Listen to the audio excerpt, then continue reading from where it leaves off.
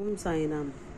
आज का संयोजन गणेश चतुर्थी के इस पावन पर्व पर गणपति हमें बुद्धिदाता के रूप में यही सिखाते हैं कि तुम सद्बुद्धि द्वारा अपने निर्णय लो, सद्बुद्धि को सदैव अपना साथी बनाओ। वही तुम्हारा सच्चा मित्र है और वह ईश्वर की कृपा के बिना मिल पाना संभव नहीं। इसलिए हमें परमेश्वर का सदैव भजन और मनन करना चाहिए। सदैव उनसे यह विनती करनी चाहिए कि हे प्रभु परमेश्वर, आप सदैव हमारे साथ रहना, जीवन में हमें मार्ग दिखाना।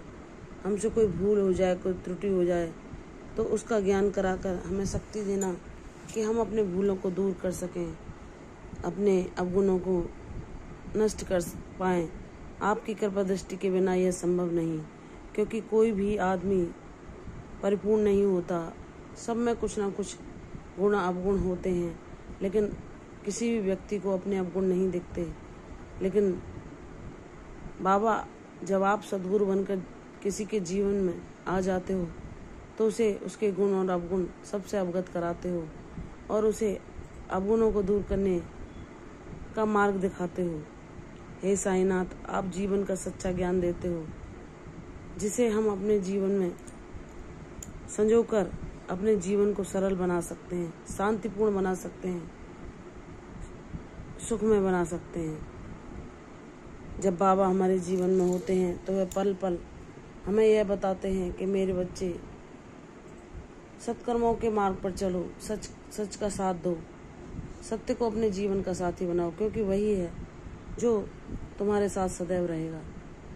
और वह सत्य साईं के अतिरिक्त और कुछ नहीं है।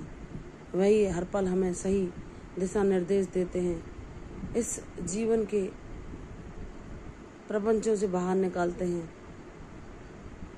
सांसारिक उलझने सुलझाते हैं, जो हमारे मन में दुविधा होती है उसे दूर करते हैं। जब हम भौतिक जगत को देखते हैं तो वह हमें एक चलचित्र की भांति दिखाई देता है, जहाँ सब कुछ हर क्षण गतिमान है, सब कुछ बदल रहा है।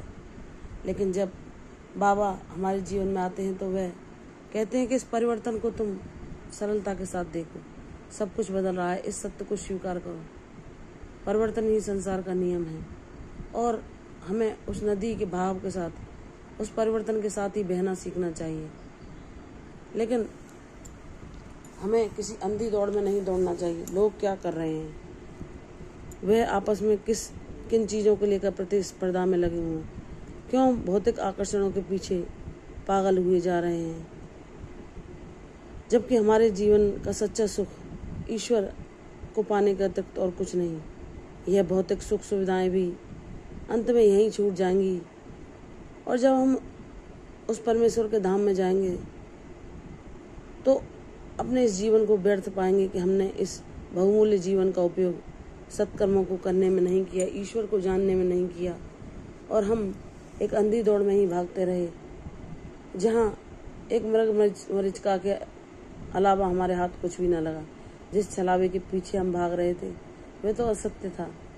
यह जगत के सारे आकर्षण, प्रलोभन, सुख सुविधाएं तब तक ही हमारे साथ रहती हैं जब तक हमारा यह मानव शरीर है, और यह शरीर हमें इन सुविधाओं को भोगने के लिए नहीं मिलता, इस भौतिक जगत में लिप्त होने के लिए नहीं मिलता।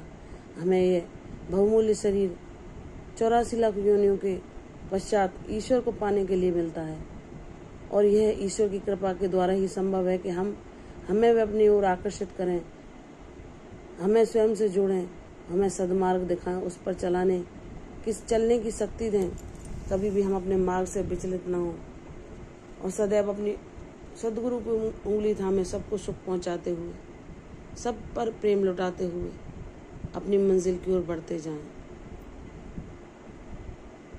कोई सच्चा साईं भक्त ही यह जानता है कि बाबा ने हमें सबसे सच्चा ज्ञान सिखाया, जहाँ कोई भेदभाव नहीं, कोई ऊंचा नीचा नहीं, कोई छोटा बड़ा नहीं। बाबा ने मानवता को ही सच्ची पूजा बताया। श्री कृष्ण ने भी गीता में यही कहा है कि मुझसे भिन्न कुछ भी नहीं है। यह जितना भी तुम संसार देख रहे हो, चाहे वह सजीव है या निर्जीव, सब में मैं ही व्याप्त हूँ, कण कण में मेरा वास है। और जब तुम अपनी दृष्टि इतनी बढ़ा लोगे, अपनी दृष्टि को इतना दिव्य कर लोगे कि तुम सब में मेरा आभास करो, तो तुम किसी को हानि नहीं पहुंचा सकते। अगर तुम ये जान जाओगे कोई तो भला करने के बावजूद भी तुम्हारे साथ बुरा कर रहा है, तो वह तुम्हारा कोई पिछले जन्म का कर्म है जो वह तुमसे चुका रहा है। तुम उसे भी हृदय से क्षमा करके सिर्फ और सिर्फ अपने ईश्वर की ओर ही पढ़ोगे, उनसे ही चित्त को लगाओगे, उन्हीं का स्मरण करोगे, उनको ही हर पल चाहोगे और उनको ही पाओगे। यह उस परम ब्रह्म परमेश्वर की आशीर्वाद द्वारा ही संभव होता है। बाबा कहते हैं, मेरी बच्ची, मैंने तुझे वह ज्ञान सिखा दिया है जो जीवन का सबसे सच्चा खजाना है। जहाँ तुम इस संसार से कुछ लेकर जा सकते हो तो वह है तुम्हारे सत्कर्म, तुम्हारा ज्ञान, तुम्हारा वह पुण्य जो तुमने सबकी भलाई करके, सबको सुख पहुंचाकर, हृदय से सबका हित चाहकर सेवा और त्याग के द्वारा एकत्रित किया, वही सच्ची पूंजी है। जब हम अपने जीवन में यह कर्म करके जाते हैं तो ईश्वर ही हमसे प्रसन्न होते हैं और हम पर गर्व करते हैं कि मेरे बच्चे, तूने मानव जीवन को लेना सफल बनाया।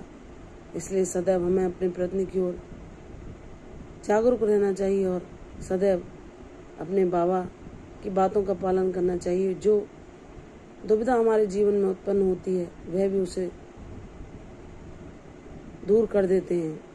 चाहे हम कितने भी दुख परेशानियों में क्यों ना फंसे हों, कोई भी उलझन जो हमें लग रहा है कभी नहीं सुलझ सकती, ना ही हमें कोई मार्ग सूझता हो, तो बस सिर्फ हमें सच्चे हृदय से अपने गुरु को समर्पित करके सब कुछ उनके भरोसे छोड़ देना चाहिए। और वह कब क्या करें यह उनकी मर्जी। लेकिन जब वह हमें एक पिता की भांति संभालते हैं तो वह कभी भी हमें मझदार में अकेला नहीं छोड़ते।